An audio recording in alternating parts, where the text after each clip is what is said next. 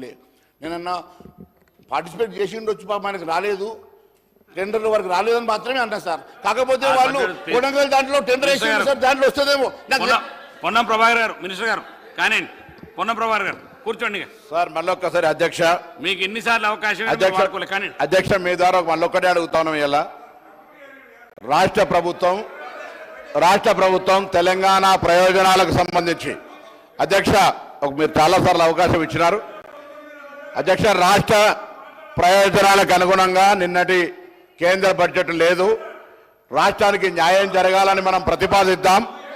దీన్ని అవసరమైతే మహేశ్వర్ రెడ్డి గారి నాయకత్వం వహించి బీజేపీ పార్టీ కాబట్టి అఖిలపక్షం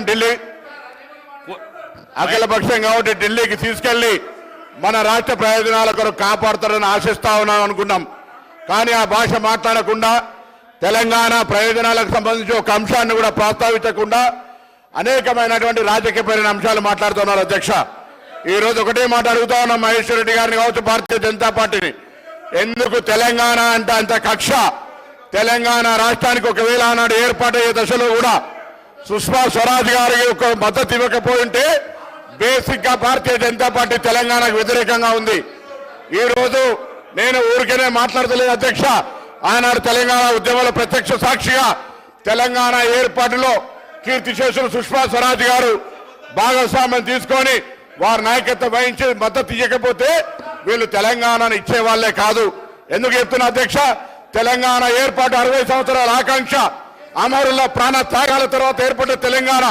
పార్లమెంటు ప్రొసీడింగ్ లో ఇక్కడ మాజీ పార్లమెంట్ సభ్యులు, శాసనసభ్యులు ఉన్నారు. ఇక్కడ ఎప్పుడు కానీ బిల్లు ప్రవేశపెట్టేప్పుడు ఏ బిల్లుకైనా ల్యాబిషుడ్ క్లియర్ అని తలుపులేసి బిల్లులు చేస్తారు.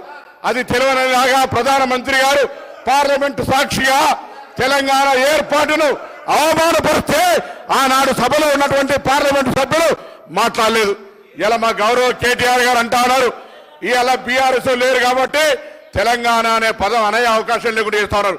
అయ్యా గౌరవ సభ్యులు, ఆనాడు మీ మంది 9 మంది శాసనసభ్యులు పార్లమెంటు సభ్యులుంటే ప్రధానమంత్రి తెలంగాణను వ్యతిరేకిస్తూ ఇది తెలంగాణ బిల్లు, తల్లిని చంపి బిడ్డను తీసుకుపోయారు, తలుపులేసి దేశ విభజనను కోరేవాళ్ళు ఈ బిల్లును ఆకాంక్షించారనంటే ఆనాడున్న 9 మంది బీఆర్ఎస్ ఎంపీలు ఎందుకు మౌనంగా ఉన్నారని అడుగుతా ఉన్నాం.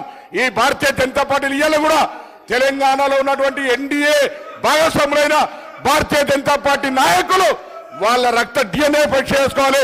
తెలంగాణ పౌరుషం ఉందా లేదా? వీళ్ళు బీజేపీకి సంబంధించినటువంటి బానిసలుగా ఉండేటువంటి ప్రయత్నం చేస్తున్నారు అధ్యక్ష. మేము అడుగుతా ఉన్నాం ఇలా తెలంగాణ అమరులను కించపరిచే విధంగా అసలు ఈ సభ తీర్మానం చేయాలి. తెలంగాణ ఏర్పాటు 60 సంవత్సరాల ఆకాంక్ష, మొత్తం తెలంగాణ ప్రజల ఆకాంక్ష. అటువంటి తెలంగాణ ఏర్పాటులో పార్లమెంట్ సాక్షిగా అవమానించినటువంటి మోడీ వ్యాఖ్యలు వాపసు తీసుకోవాలని సభ తీర్మానం చేయాల్సిన అవసరం ఉంది. అటువంటి వీళ్ళు ఎలా మళ్ళీ క్యాన్సర్కి అన్యాయం జరిగితే అది మాట్లాడకుండా పోయే పరిస్థితి ఎట్లా అధ్యక్ష? ఇలా మాట్లాడుతూ ఉన్నారు. అసలు వీళ్ళకి మాట్లాడేటువంటి అధ్యక్షుడు ఉంది అధ్యక్ష. భారతీయ జనతా పార్టీ మహేశ్వర్ రెడ్డి గారు పాపం బాధపడతా ఉన్నాడు. అయ్యో నేను కాంగ్రెస్ లో ఉంటే నేను మంత్రి కావచ్చు అనుకుంటా ఉన్నాడు.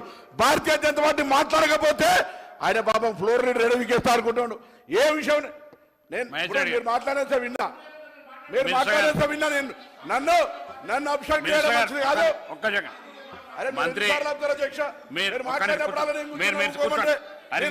వాస్తవం కాదా? పార్లమెంట్ లో నరేంద్ర మోడీ గారు అన్నారో రికార్డు చెప్పండి. ఎందుకు తెలంగాణ మీద వివక్ష? ఎందుకు తెలంగాణ మీద కక్ష? నిన్నటి బడ్జెట్ లో ఒక పేరు కూడా ఎందుకు తీయాలని అడుగుతా ఉన్నాం. ఇలా అది చెప్పమంటే చెప్పారు, దాని గురించి మాట్లాడారు. ఎందుకు మాట్లాడారని అడుగుతా ఉన్నా. అడిగితే ఎందుకు ఉలిక్కి పడతా ఉన్నారు? ఇలా ఎందుకు ఉలిక్కి పడతా ఉన్నారు? ఎందుకు మీ బాధ? ఒక్క నిమిషం మినిస్టర్ గారు కూర్చోండి. ఒక్క నిమిషం మీకు ఒక్క నిమిషం. శంకర్ గారు ఒక్క నిమిషం. హరీష్ గారు మీరు అక్కడ కూర్చోండి. మీరు పోడియం దాకా వచ్చిన కొత్త సభ్యులు మీరు కూర్చోండి. మహేశ్వర్ రెడ్డి గారికి నేను వారికి ఇచ్చిన సమయం కంటే 20 నిమిషాలు ఎక్కువ సమయం మీకు ఇచ్చాను. వారు సబ్జెక్టుని ఎన్నిసార్లు చెప్పినా మీరు సబ్జెక్టుని